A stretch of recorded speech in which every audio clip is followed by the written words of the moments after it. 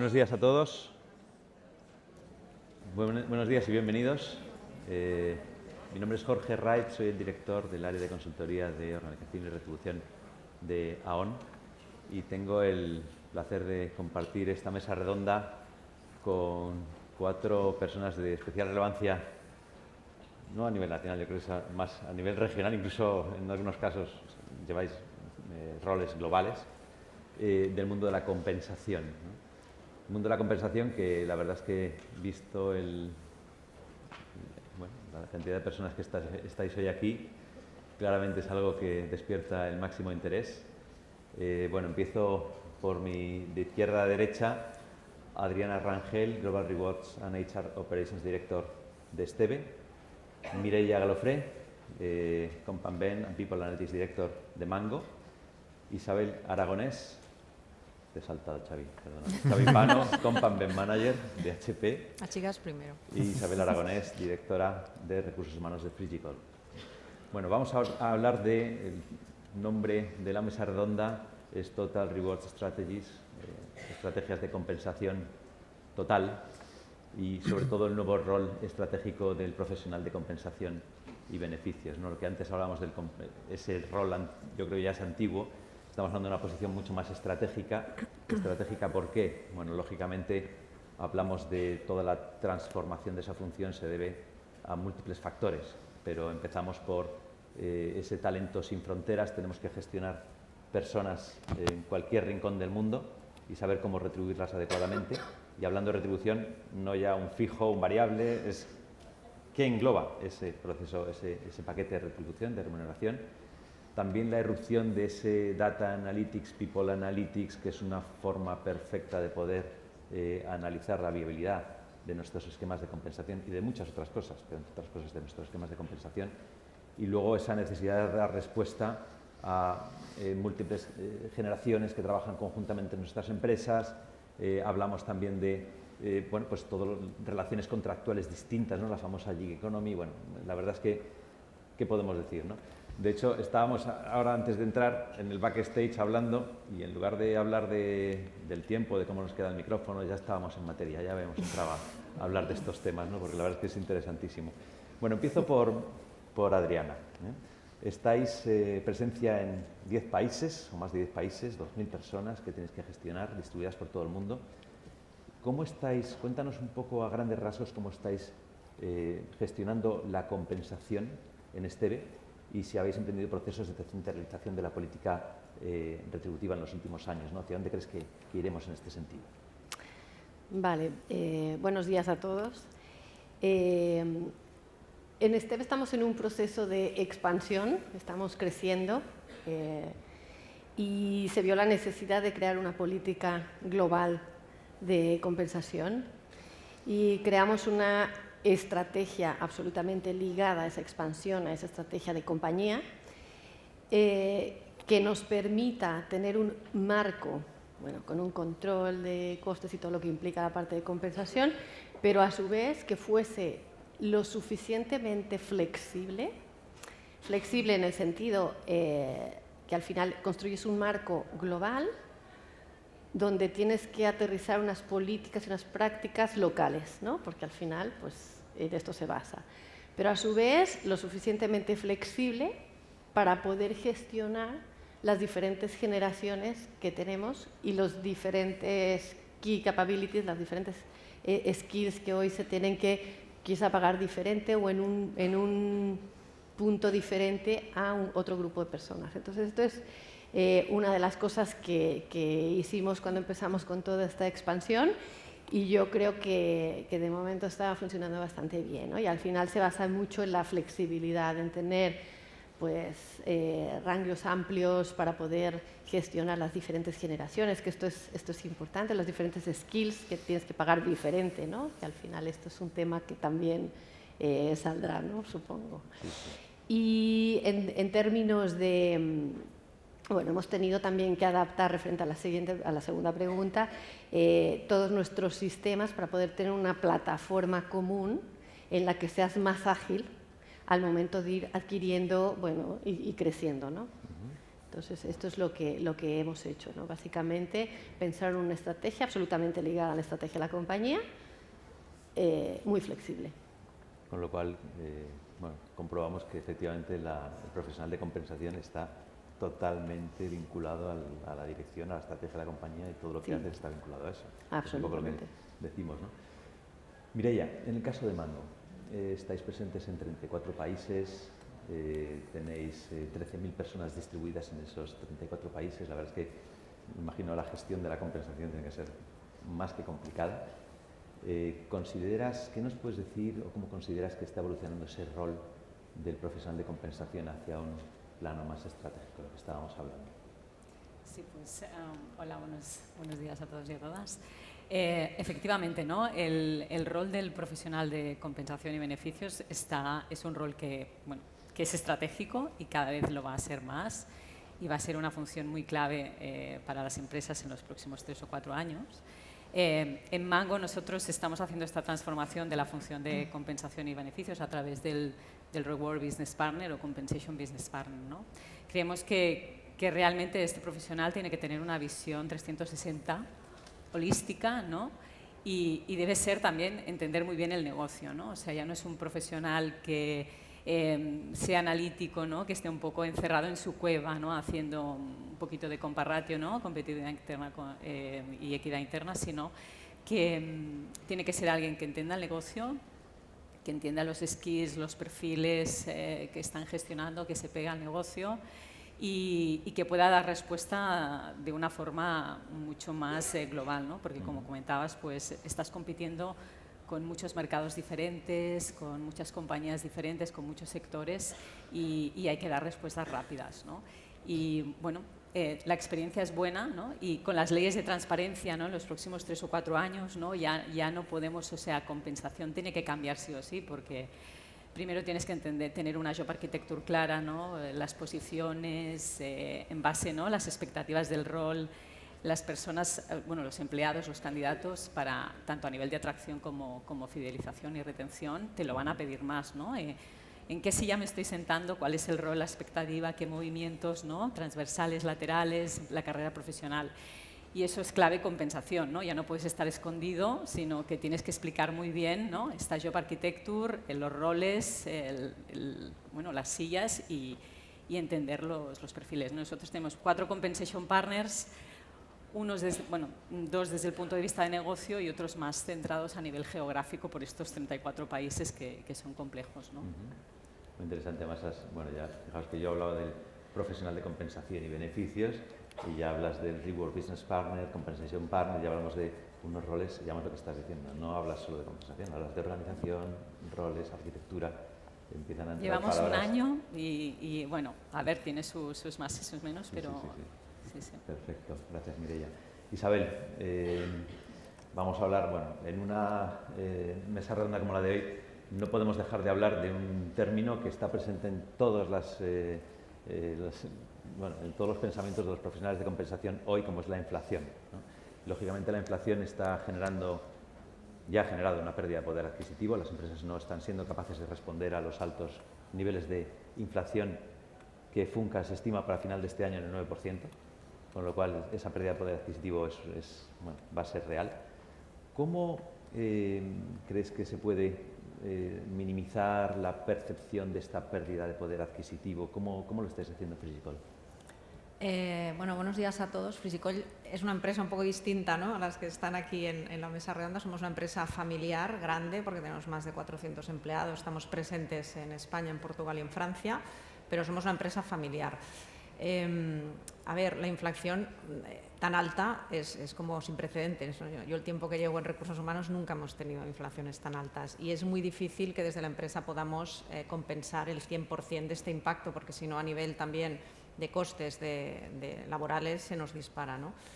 Pero eso no quiere decir que no seamos conscientes de que algo hay que hacer, porque al final está afectando a nuestros empleados, está afectando a su motivación, tienen preocupaciones por no llegar a final de mes, tanto más cuanto nos acercamos a salarios más bajos.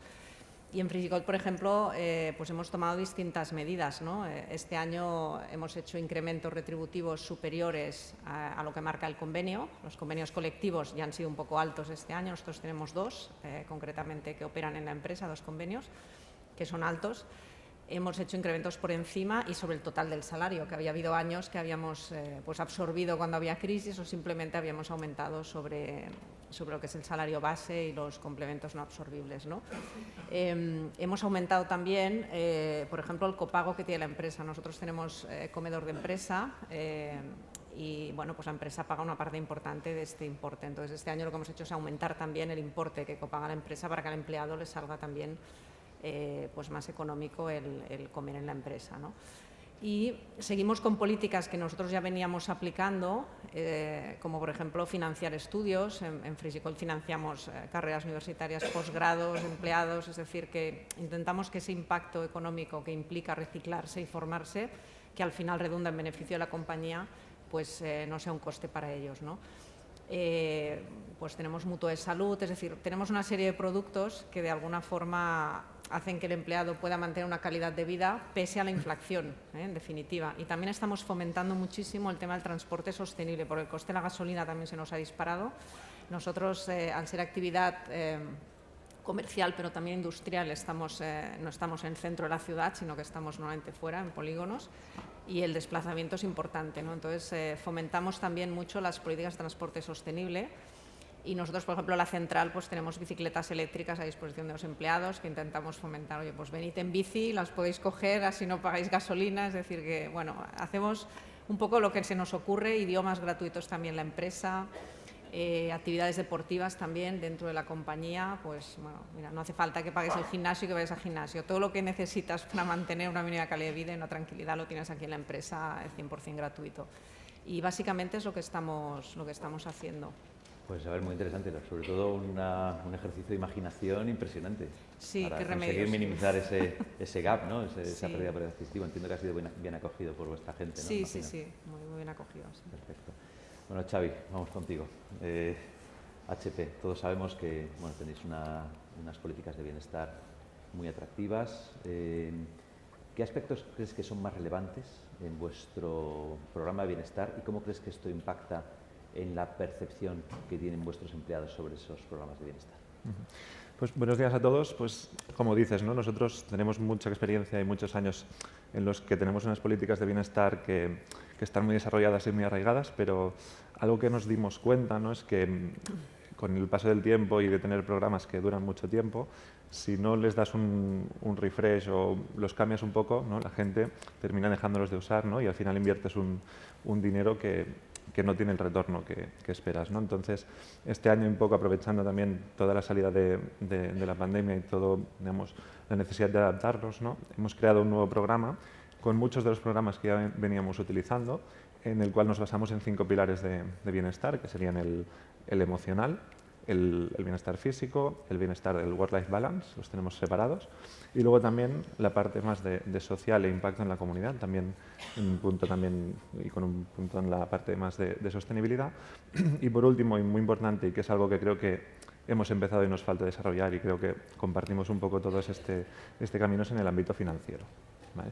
Entonces, un poco en qué hacemos, ¿no? Lo más destacable, porque al final todo esto es parte de un beneficio no intangible, ¿no? Pero que al final es muy importante y que la gente valora, ¿no? Y aquí es clave el cómo lo comunicas y cómo lo vendes un poco para que la gente pues, lo utilice, ¿no? Entonces, nosotros este año en algunos de los programas de awareness o que se pueden hacer desde nuestro servicio médico interno, incluso el uso de las instalaciones que tenemos gimnasio y instalaciones deportivas, lo hemos combinado todo esto con pequeños rewards en formato de reconocimiento en el caso de que las personas participen, ¿no? Entonces, lo que hemos visto es que al final los humanos nos movemos bastante por incentivos, y esto creo que lo compartimos, y en el hecho de dar este incentivo la gente ha participado, pero luego han dicho, y quizá no me hubiera hecho falta porque realmente lo que he aprendido o lo que he ganado, ¿no? Asistiendo a estas conferencias o esta parte, realmente ya es valioso por sí mismo, ¿no? Entonces un poco es buscar esta combinación, ¿no?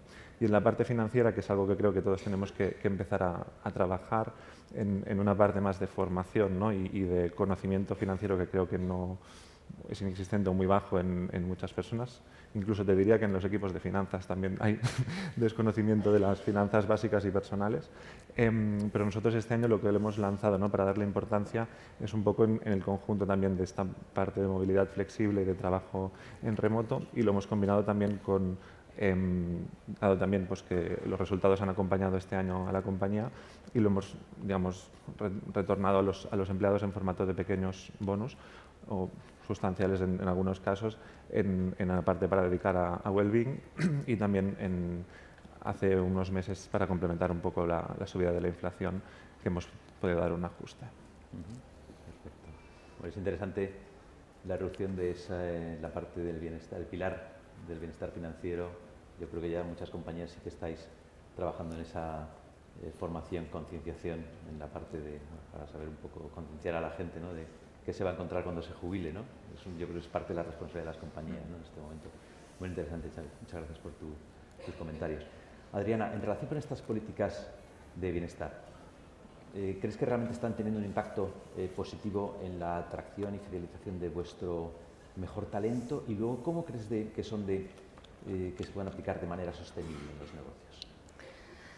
A ver, yo creo que todas las políticas y todas las agendas de bienestar son absolutamente necesarias. Yo creo que es ese salario emocional que al día de hoy lo estás buscando cuando, ¿no? Sobre todo cuando hablamos de atracción, yo creo que es un elemento fundamental, y sobre todo para las nuevas generaciones que lo buscan, ¿no? Buscan flexibilidad, buscan que haya programas de salud emocional, física, mental, y esto es como muy atractivo para ellos, porque ya en las entrevistas te lo dicen: oye, si tienen todo esto, si no, casi que no vengo, y es real, ¿no? Y yo creo que es importante pues, implementar una buena agenda.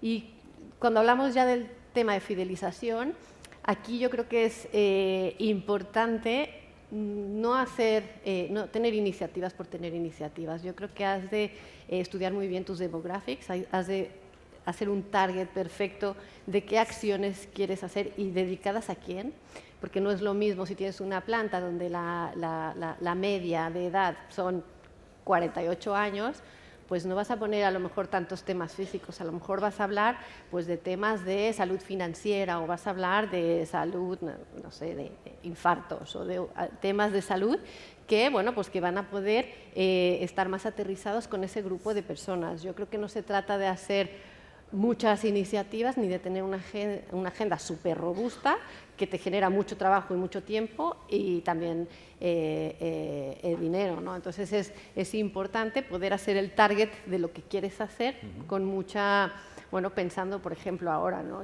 Ahora yo creo que hay mucha preocupación en el tema financiero. Oye, vamos a hacer una charla donde esté bien, ¿no? Yo creo que esto puede ser de interés general, ¿no? De, oye, la hipoteca me ha subido pues 400 euros o 300 euros, ¿no? Bueno, ¿qué puedo hacer? Y que alguien venga y te hable de esto y genere un poco de tranquilidad, ¿no? Al final lo que buscas es eso, ese bienestar pues, emocional, financiero, físico que buscan las empresas, ¿no? Es algo más interesante lo que dices de analizar bien dónde invertir, ¿no? Dónde invertir. ¿Dónde invertir? Para que esa inversión Sí, sea... sí, porque yo creo que con todo el confinamiento y todo el tema de COVID, pues hubo un boom de todas estas acciones de una manera hasta incluso descontrolada, ¿no? Porque era lo que en ese momento se necesitaba. Pero ahora que hemos vuelto un poco a la realidad, pensemos muy bien en la estrategia que hay, ¿no? O creemos la estrategia que va a sostener todo eso, ¿no? Perfecto. Muchas gracias, Adriana. Mireia, tu rol es lógicamente en la parte de compensación tienes un foco claro, pero luego tienes un segundo apellido, que es People Analytics Director, dentro de Mango, ¿no? Teniendo en cuenta el tamaño de vuestra empresa, la distribución que tiene, lógicamente es clave para poder conocer mejor a vuestra gente y precisamente lo decía Adriana, ¿no? Conocer mejor, saber mejor dónde estás invirtiendo, qué es lo que estás haciendo. La pregunta sería si crees que el People Analytics puede ser la clave para estar más cerca de nuestros empleados. Y luego te hago una segunda pregunta y es, una empresa que esté planteándose empezar a trabajar en People Analytics, ¿Qué pasos debería dar para empezar a hacerlo? Me imagino que no es una pregunta fácil. No. Ninguna de las dos. Bueno, sin duda, People Analytics es fundamental para conocer todos los empleados, ¿no? Y es un rol clave y de hecho por eso en Mango estamos apostando por ello, ¿no? Y en la pregunta, ¿no? O sea, al final, ¿cuáles son los primeros pasos? Pues tienes que buscar una herramienta muy potente que te ayude de recursos humanos para poder desarrollar toda esta parte de la función más analítica, ¿no? O sea, piensa, en Mango estamos en 34 países, múltiples localizaciones, también múltiples usuarios que están explotando los datos. Debemos asegurarnos muy bien que la calidad del dato que es correcta, que lo que estamos haciendo, ¿no? Que estamos, digamos, analizando correctamente. Entonces, sí, por ejemplo, nosotros el proyecto en el que ha apostado Mango es con Workday y la verdad es que estamos muy contentos y siguiendo con el rollout de los distintos países, ¿no? Es importante tomarlo siempre como un proceso a largo plazo, ¿no? Y nosotros primamos mucho más la calidad, ¿no? Que la rapidez, ¿no? O sea que en el rollout de los distintos países que estamos llevando a cabo, pues lo vamos haciendo con paso firme porque queremos que esta calidad del dato es lo primordial para nosotros, ¿no? También es muy importante buscarte alianzas incluso internamente, ¿no? O sea, estamos ya con la construcción, bueno, trabajando ya en dashboards descriptivos, obviamente, ¿no? Los típicos de recursos humanos, pero estamos dando ya pasos más allá a nivel más analítico, de prescriptivo, ¿no? Entonces aquí buscamos mucho el apoyo de otras áreas de la compañía que también tienen este perfil más de data analytics, ¿no? Ya dentro del equipo de IT, como también en determinados geográficamente en funciones de negocio. Y la verdad, bueno, que la experiencia está siendo muy buena y tenemos análisis muy interesantes de productividades que nos están permitiendo tomar decisiones al negocio, ¿no? Que al final es lo que nos da valor, ¿no? a la función, ¿no? Decisiones basadas en datos y no en intuiciones, ¿no?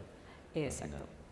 Una pregunta curiosa, ¿cuánto tiempo, yo creo que la parte del People Analytics tiene un periodo previo de datos, de recolección de datos, Exacto. depuración de datos? ¿Cuánto tiempo estuvisteis depurando, analizando datos antes de ya lanzaros? Pues bueno, yo entré el año pasado, o sea, llevo 1 año y medio en Mango, pero yo creo que un año largo previo, sí. Es clave, ¿no? Una parte clave, la parte Sí. de datos es importante, de dónde capturas el dato y cómo lo usas. Sí, ¿no? sí. Perfecto. Bueno, Isabel, 5 generaciones. Una de las cosas que decíamos al principio era la necesidad de trabajar y gestionar a diferentes generaciones, 4 o 5 generaciones, depende un poco de quién opine, pues, pero vamos, son varias generaciones que son teóricamente bastante distintas unas de otras, aunque luego todo se pega y todo es permeable de una generación a otra, pero bueno. Dentro de esa gestión de 5 generaciones, ¿crees que vamos hacia una estandarización de los paquetes de compensación y beneficios o crees que va más a personalización versus estandarización? ¿Cómo lo estáis haciendo en Frigicol?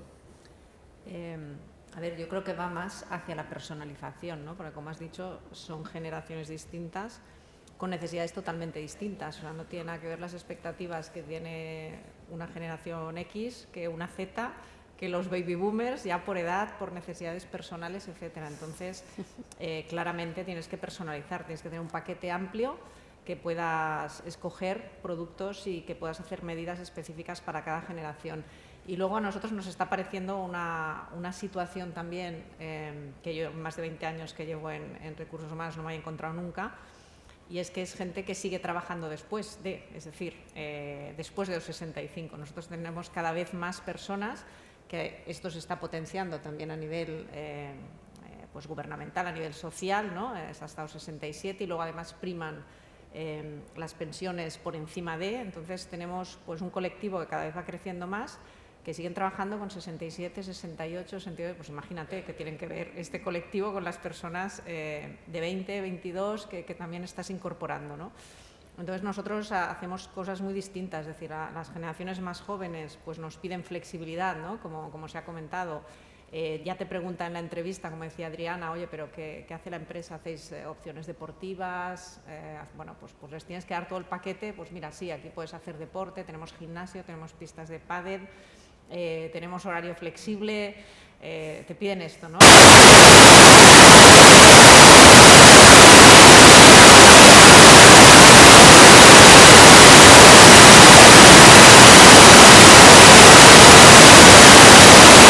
Los que son más mayores también conciliación ya por personas mayores que tienen que cuidar, ¿no? Es decir, ya no hijos, pero ya cuando tienes 50 pues son los padres que también necesitas, ¿no? Y lo comentamos antes en el backstage, ¿no? También nos estamos encontrando en generaciones jóvenes pues que valoran mucho el hacer también parones en su trayectoria laboral, ¿no? Pero incluso en colectivos que hasta ahora no era tan habitual, ¿no? No colectivos, hablamos de alta formación, sino pues mecánicos, otro tipo de colectivos pues que te solicitan excedencias personales pues para diversas cosas, ¿no? Entonces son temas que tienes que tener previstos, ¿no? Que cada vez va a ir al alza. Y al final necesitan eso. Y para este último colectivo que os comentaba, de personas que siguen trabajando después, claro, son personas que ya tienen una edad, que sí que aportan a la compañía, en muchos casos, un valor añadido importante porque aportan la estabilidad y el conocimiento de negocio, que muchas veces las generaciones más jóvenes no tienen tanta estabilidad, ¿no? Son como más líquidas. Entonces tú necesitas al final un organigrama que puedas tener una confianza en que el equipo más o menos para llevar a proyecto se va a mantener, ¿no? Entonces estamos haciendo soluciones a medida para este colectivo de más de 65 que sigue trabajando, que les permitan seguir trabajando con horarios más reducidos y que puedan compaginar pues una parte de la pensión con seguir colaborando con nosotros en la empresa con otro salario y de otra manera, ¿no? Es decir, que bueno, estamos un poco ideando medidas que vayan a pues en base a las necesidades de cada colectivo. Para mí, claramente, no se puede estandarizar, sino que hay que personalizar bastante. Personalizar y cada vez más, por lo que cada vez más. Y colectivos nuevos, por lo que estás diciendo, Total. de los que a lo mejor muchas compañías no son todavía conscientes de que tienen o van a tener. Sí, sí. Y al no, final, claro, esto va a pasar, es que es así. Entonces, Sí, sí. Bueno, se está potenciando, nos lo estamos encontrando. Entonces, son personas que no puedes tener al 100% de productividad a tope porque ya por edad y pues no, ya no pueden, pero sí que te aportan cosas. Sí, buscar general, el equilibrio entre lo que aportan y lo que ellos quieren rendir dentro de tu compañía, ¿no? Exacto. Al final eso es importante. Hombre, yo creo que es un movimiento, no sé si vosotros tenéis también algún esquema con este tipo de colectivos de más de 65. Es que es lo que digo, que pueden existir o existirán, ¿no? Seguramente depende un poco de cómo sea cada compañía, ¿no? La plantilla de cada compañía. Xavi, una pregunta en referencia a los procesos de digitalización, ¿no? Todos somos conscientes, ahora mismo se oye mucho los procesos de upskilling, reskilling, planificación estratégica de plantillas. ¿Cómo crees que se debería abordar este proceso y qué impacto podrían tener estos procesos, que yo creo que esa es la pregunta del millón, en la compensación? A ver, es una pregunta difícil, pero a ver, nosotros en HP lo que hacemos es, y esto nos viene desde nuestra historia, desde que empezamos, ¿no? Y como parte de la cultura, HP siempre ha tenido una cultura de gestión por objetivos, ¿no? Y esto es como la base de todo. Entonces, en este sentido, ¿no? Y para identificar estas skills, lo que hacemos en primer lugar es, partiendo de la estrategia global y más teniendo en cuenta que somos una multinacional con muchas unidades de negocio, ¿no? Es ir bajando esta estrategia a cada uno de los niveles, ¿no? Y cada uno de los objetivos más individuales de los equipos y luego trasladarlos también a cada una de las personas, ¿no? Entonces, aquí tienen mucho peso los managers, ¿no? Con su HR Business Partner, ¿no? En este caso, que les acompañan, ¿no? en todo este proceso y la idea aquí, ¿no? Es identificar para cada una de las personas qué skills o cuáles son las necesidades, ¿no? en cuanto a formación y a desarrollo para poder hacer su trabajo, no solamente bien, ¿no? Sino damos mucho enfoque en cómo se hace el trabajo, ¿no? y qué haces y cómo, ¿no? Entonces, esta parte, ¿no? Sería como la base y una vez tenemos esto identificado, entran en materia, ¿no? Todas las herramientas y plataformas que tenemos a nivel digital de formación, ya sean internas o externas, como por ejemplo el LinkedIn Learning o cualquier plataforma que tenemos, y potenciamos mucho, y más nosotros en Sant Cugat, que tenemos más de 2.800 personas, fomentamos mucho también la identificación de aquellas necesidades más comunes, ¿no? Y hacer el knowledge sharing, ¿no? o más grupos pequeños de trabajo para un poco también este conocimiento, ¿no? más antiguo que tenemos o de personas con mucha seniority, poderlo transmitir a los jóvenes y un poco al revés, ¿no? Entonces fomentamos mucho esta transición o transformación de los conocimientos, ¿no? Y esto dirás, ¿y cómo lo marcas esto, ¿no? Con la compensación, ¿no? Al final, toda esta parte o toda esta información es feedback o es información que luego utilizamos cuando hacemos las revisiones anuales de la estructura salarial, de los diferentes puestos y de los diferentes rangos, ¿no?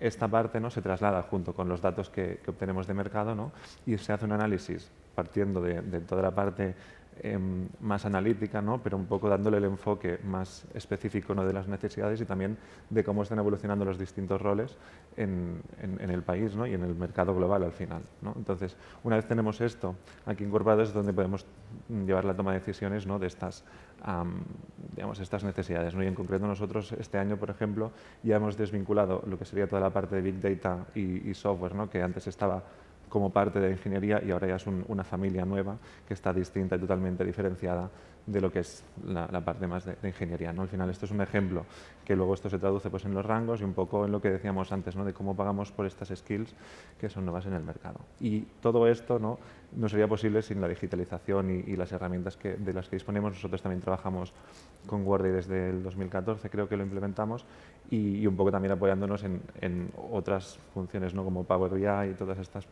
¿no? Porque al final yo siempre digo que muchas veces nos centramos mucho en la parte analítica, en rellenar Excel, en tener la información y cuando la tienes ya está. No, al final esto tendría que ser lo que menos tiempo nos ocupe y el tiempo que nos tiene que ocupar realmente es en analizar estos datos y tomar decisiones, ¿no? Y esto creo que es algo que a veces pecamos, ¿no?, del día a día y es lo que nos tenemos que centrar y la digitalización es clave, ¿no?, en ayudar en este proceso. Lo que veo es que hay también una reflexión y es que ese proceso de upskilling, reskilling también se produce dentro de las áreas de personas, ¿no?, de recursos humanos. Al final no es que tengas un área de people analytics aislada, sino que las personas que trabajamos en este sector tenemos que adquirir también esas habilidades, ¿no?, y esas capacidades, con lo cual efectivamente manejo de nuevos sistemas que sí Workday, Power BI y todo, la verdad es que ya cada vez más se está escuchando esto, ¿no? Dentro de, bueno, un poco pregunta para todos los que estamos en la mesa redonda, ¿no? ¿Creéis que llegaremos que se llegará a pagar por habilidades o esto es una quimera algo difícil de conseguir? ¿Cómo lo veis? Bueno, yo creo, ¿sí se me escucha? Sí. Yo creo que ya actualmente y lo acaba de decir Xavi, ¿no?, ya se está pagando por estas habilidades, ya te estás teniendo que hacer diferenciación con estas critical capabilities que tienes que buscar en el mercado, que son diferentes, ¿no? Digital, Big Data, gente que tiene este tipo de perfiles, o en el ámbito farmacéutico, no sé, el área científica, hay diferentes perfiles que de entrada ya sabes que tienes que pagar diferente, que hay que hacer una cierta diferenciación por la escasez, por la razón que sea, ¿no?, porque están muy demandados y hay pocos, o lo que sea, ya sabes que ya se empieza a pagar y se empieza a hacer diferenciación por habilidades, ¿no? Yo creo que al día de hoy ya está aquí, ¿no? Yo también estoy de acuerdo con lo que comenta, ¿no?, Adriana, que al final... Uy, ¿sí? No sé si se... No me... Sí, ahora. No, yo estoy totalmente de acuerdo con lo que comenta Adriana, ¿no? Al final ya existe, ¿no?, el pago por habilidades a través de la diferenciación de los job profiles, de rangos salariales y aquellos perfiles en los que tienes más problemas de atracción de talento son los que tienes que pagar más, ¿no? Otra cosa es que a veces al negocio a lo mejor no le gusta, ¿no?, porque a lo mejor dentro de un mismo equipo tienes que hacer muchas diferenciaciones o irte a rangos diferentes, pero sí, sin duda iba a evolucionar muchísimo más, ¿eh? Eso yo creo que también influirá en las personas, en los empleados, que sepan que se está pagando por habilidades para adquirirlas, ¿no? Para adquirirlas, sí, sí. Eso también yo creo que es algo que puede mover a la persona en su propio desarrollo profesional, ¿no? Lo cual es interesante. Bueno, comentaros también, no se puede terminar esta mesa redonda sin hablar de sostenibilidad, ¿no? Al final todo está en boca de todas las direcciones corporativas de las compañías, pero luego también entra dentro de lo que sería el ámbito de la compensación. Y la pregunta un poco también para todos es si creéis que esos objetivos de desarrollo sostenible, los famosos ODS, si deben incorporarse de forma decidida a la compensación, ¿no? ¿Qué impacto creéis que pueden estar teniendo en la reputación de nuestras compañías? ¿Cómo lo veis? Bueno, no sé, en nuestro caso, como decía al principio, somos una empresa familiar, pero sí que es verdad que los ODS al final los tenemos incorporados en la propia política de calidad, ¿no? Nosotros tenemos las normativas ISO y tenemos objetivos ODS pues, a nivel medioambiental, a nivel social, a nivel corporativo. Entonces, de alguna manera, no tan directamente ligados a si cumplo esto, lo retribuyo de una determinada manera, pero sí que para conseguir los objetivos variables, por ejemplo, el equipo directivo en general, tienes que conseguirlos con esos criterios ODS incorporados, es decir, van con toda la política de gestión de la compañía. Es decir, no se pueden conseguir los resultados a largo plazo de la compañía sin seguir todos esos preceptos de los objetivos ODS y que además estamos auditados en el informe LEIN famoso de final de año, etcétera. Entonces, de alguna manera los tienes incorporados en tu día a día. No puedes lograr estos objetivos sin los ODS. O sea que... Sí, nosotros un poco lo mismo, ¿no? ¿Me escucha? Sí. En la parte de compensación sí que está más incorporado, en la parte más de ejecutivos o altos directivos sí que creo es algo que tenemos incorporado, ¿no? Pero al final nosotros en HP no está tan vinculado con la compensación, pero sí que como parte de la cultura, ¿no? Y creo que es muy importante que esto esté bien interiorizado, ¿no? En la parte de la cultura, y es algo que nosotros fomentamos mucho, las horas de voluntariado y la participación activa de los empleados en organizar diferentes actividades o iniciativas, ¿no? On top de todo lo que hacemos y de todo el día a día, y la verdad es que tenemos muchos grupos que participan en iniciativas sostenibles, en temas de discapacidad, de incorporar la mujer en la parte tecnológica, con lo cual por ahora no tenemos la necesidad de incluirlo como compensación porque creo que es algo que ya está interiorizado en la cultura, ¿no? y que se fomenta a través de pues, esta flexibilidad y la práctica voluntaria, ¿no? de estas iniciativas. Sí, bueno, yo añadiendo un poco, yo creo que todos estos objetivos están inmersos en los objetivos de la alta dirección, que al final los tiene y que están atados a una parte de su compensación, ¿no? a los short-term incentives o a los long-term incentives, y están atados. Entonces, si cumplen con esos KPIs, pues a lo mejor el impacto en ello. Pero yo creo que es súper importante no solo ligarlo a la parte de compensación, sino un buen plan de comunicación donde llegue a toda la compañía, no solamente a los que son responsables, ¿no? de que esto se haga, sino que yo creo que en un buen plan de comunicación, de concientización a todos los empleados, porque al final todos contribuimos a eso, ¿no? Con las diferentes áreas o las diferentes funciones que tienes, de alguna manera tú también contribuyes a eso, ¿no? Estamos hablando un poco de la cultura y esos valores se impregnen de alguno de esos objetivos, ¿no? Claro. Y yo creo que con el motor de cambio de la retribución de directivos, ¿no? Al final yo creo que para moverlo, lo que dices tú, pues, a ver, hemos hablado de ODS, pero también están los ESG, los famosos ESG. Quizá más la retribución de directivos vaya más vinculada a objetivos medioambientales, sociales, de buen gobierno. Puede ser, no sé, un poco, se mezclan un poco ambos, ¿no? Pero es que se mezclan. Lo que estáis diciendo, efectivamente, lo que se ve ahora de momento es que los objetivos vinculados con la compensación están en los equipos directivos y quizá más en los esquemas a largo plazo, pero ¿creéis que se democratizarán, digamos, hacia el resto de la estructura, ¿no? ¿Cómo lo veis de cara al futuro? Para toda, es difícil, para toda la estructura. Sí. Es difícil. Más bien, lo que decía Xavi, un tema más cultural, ¿no? Que se impregne en la cultura y que los actos y un poco, bueno, cómo se trabaja, pues esté vinculado con esto, ¿no? Perfecto. Bueno, no sé si tenéis algún comentario más adicional de esto que estamos hablando, de los objetivos ODS, ESG, perfecto. Bueno, pues por mi parte, agradeceros a todos vuestra presencia y la asistencia a esta mesa redonda. Yo creo que ha sido interesantísima. Agradecer a todos los participantes. La verdad es que han sido unas intervenciones muy interesantes. Ya empezábamos ahí en el backstage, pero yo creo que ha sido una mesa redonda muy interesante. Y muchas gracias a todos.